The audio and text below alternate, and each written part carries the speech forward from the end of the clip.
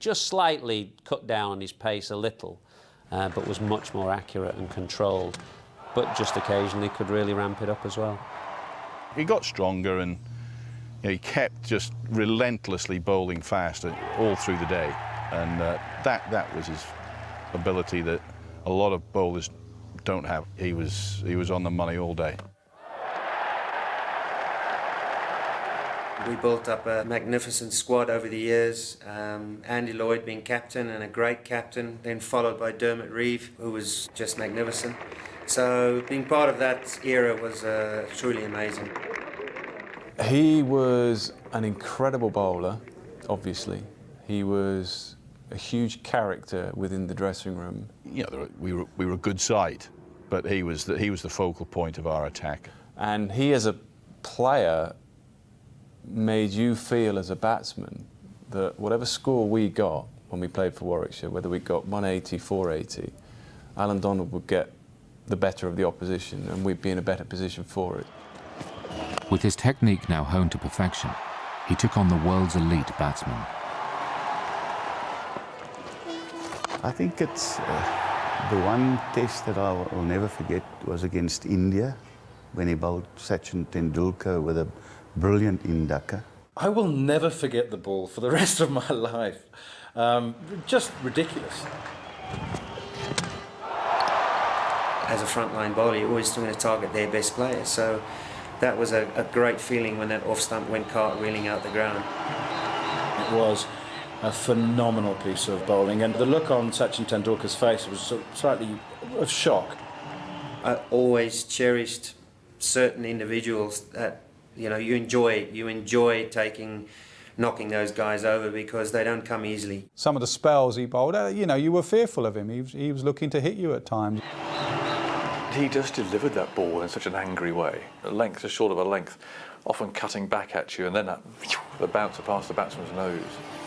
And there was an intimidation factor that there always is with fast bowling. In latter years, I went out to South Africa with the boys on a pre-season tour, and Allan Donald was in the nets, and somebody said, "Dan, take a bat, have a little bat." And Allan Donald said, "I'll bowl at you." And I said, "No way, I don't think you can bowl slow." He was a very clever bowler as well. He worked out ways of getting you out. He would set you up. He would swing the ball, and like I say, swinging the ball at pace was a deadly combination. When Allan was on fire, it just lifted the whole energy of the team, and it was able to, he was able to single-handedly sweep them up into this momentum of, energy and frenzy. One such occasion was during the fourth test against England at Trent Bridge in 1998.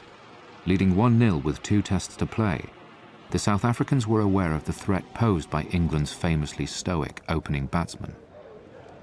I remember plotting against Michael Atherton back in the 90s, and the conversation was going round and around in the South African strategy meeting, how are we going to bowl to Atherton? We all discussed this technical ability and this, where we should be bowling, where his feet should be, and where we want him to be, how we're going to suffocate him in the crease. Bob Woolm had a theory, and Hansie had a theory, and Craig Matthews had a theory, and Brian McMillan did.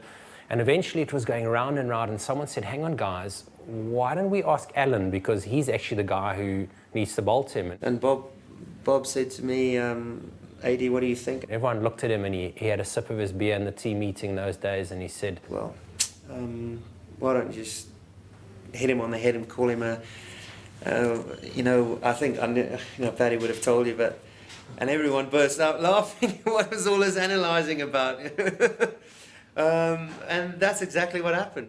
Yeah, it was a Sunday evening, big audience on telly, full house, just a couple of games to go, so it was absolutely set up. And there you had it, the kind of duel that you often get in a test match, batsman, bowler.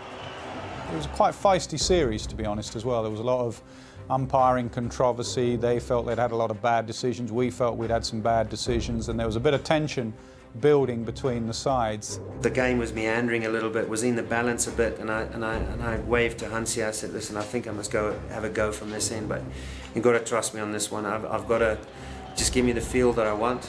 I'm going to go aggressive here." And Donald got more out of that flat pitch than any bowler. I just felt good, and it's one of those moments where you just feel wow, this is coming out nicely, and it paces up, the rhythm's good, and there's shape on the ball. He suddenly got it through, he bent his back as much as he could, he steamed in, and it started with the Atherton incident. Oh, brilliant. Absolutely brilliant. You know, when you talk about duels that you see happening, that was a duel of note, where Atherton got away with that nick behind.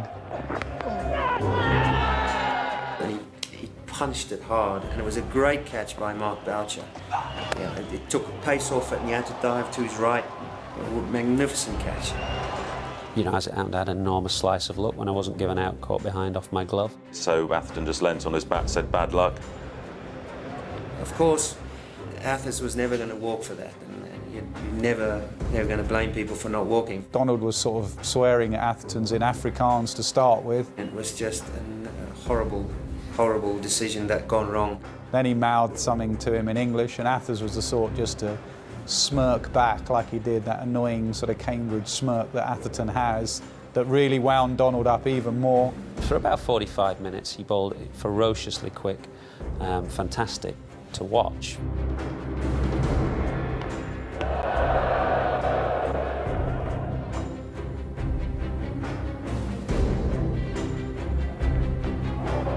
I know that Nasser Hussain was standing on the non-strikers end for quite some time, and there was a lot of verbals going around. I was just happy standing on my bat saying, I'll take Pollock, you take bowling at 80 mile an hour, you take Donald bowling at 95 mile an hour. And then unfortunately I got up Donald's end and I gloved one to Boucher. Things were really intense, and Boucher, he took everything during that series, and then he dropped that catch. Donald went absolutely ballistic. I mean, I thought his head was going to explode. I still remember just yelling out as loud as I possibly could. To be fair to Donald, at the end of the over, he went down, he went back to Boucher and apologised, but you know, it was high tension stuff out there. It was unbelievable theatre. Here you had the fiercest fast bowler in the world bowling to, at the time, one of the mentally the most toughest batsmen in the world. There was two men at the peak of their game, two stubborn men, two proud men. Atherton was going nowhere. Donald knew that a great injustice had been done, and it fired him up even more. It was great theatre, exactly the small kind of period of play that you play for. That 45 minutes was the best 45 minutes I've had on a cricket field with anybody, one-on-one. It was just awesome. Test cricket at its best. It was just one of those great sporting moments that, when you mention it, I mean, I can see everything, I can feel the experience that I had back then just unfolding. It was one of those beautiful, and that's why we love sport, it's for those moments. Atherton ultimately led England to victory, but the unforgettable duel ensured a mutual respect between batsman and bowler. Well, he's a great fast bowler, and it's always a challenge facing him with a new ball. Obviously, it was a key part of our second innings. You know, there's a lot been written in the papers about the duel yesterday, but one thing's for sure, you know, at the end of the game, we'll both have a drink. You know, we're good mates. He actually came and brought 6 beers up to our change room, or down, shall I say. And he just said, and he brought his right glove, which had a massive red mark on it. And it was my benefit year the next year, and he said, "Al, I think we need to have a beer." Me and him have had a great friendship over the years since then, and that's the way I think the sport should be played.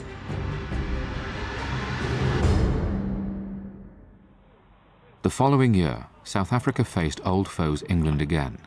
But with the cricket world anticipating another fierce scrap between Atherton and Donald, the fast bowler was struggling. I went into that test match convinced that I was absolutely out of form, and I was really nervous about that first day, because the day before I went downstairs, I didn't feel good. The morning of the test match, I said to Bob Wilmer and to Hansie, I said, "Listen guys, I don't feel in good nick." And Hansie said, "Listen, I know you're gonna take 5 wickets in this game." And yeah, whatever. It just boomeranged. It swung so much, and I knocked over Atherton. It was, again, one of those sort of iconic scoreboard moments, you know, 2 for 4. England, 2 for 4. Is that 4 for 2 or 2 for 4? But it was. I looked up at the scoreboard, and it was just It was ridiculous. Thank goodness we bowled first, because it swung, it seamed, it carried at pace. Having bowled his nemesis for a duck, Donald, together with fellow fast bowler Sean Pollock, went on to destroy the England batting order. That absolutely symbolised the partnership, and Allan Donald making all the noise up front, chopping people's heads off, and Pollock just mopping up behind him. The more I took wickets, the more my confidence built up, and then was probably back at my best. That was really, really classic cricket on a wicket that was pretty spicy, pretty green and helpful. I think I took 6 and 5 and ended up 11 in the game, and it was a very special test match. By now, Donald was routinely making South African cricket history. In 1997, he overtook the legendary Hugh Tayfield as the Proteas' highest wicket taker in Test matches, with this wicket in Melbourne. Less than 3 years later, and Donald had claimed his 300th victim in Test cricket, and recognition had also arrived from outside the sporting world. I heard 2 days before that Mr. Mandela was going to hand over the Presidential Sports Awards to various guys and ladies in different sports.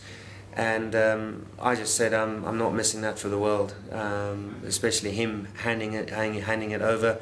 I've got a very big picture in my bar in Cape Town of that particular night where he was handing the medal over, and it was a fantastic event. He's the president of your country, and he's a man that's been through a lot.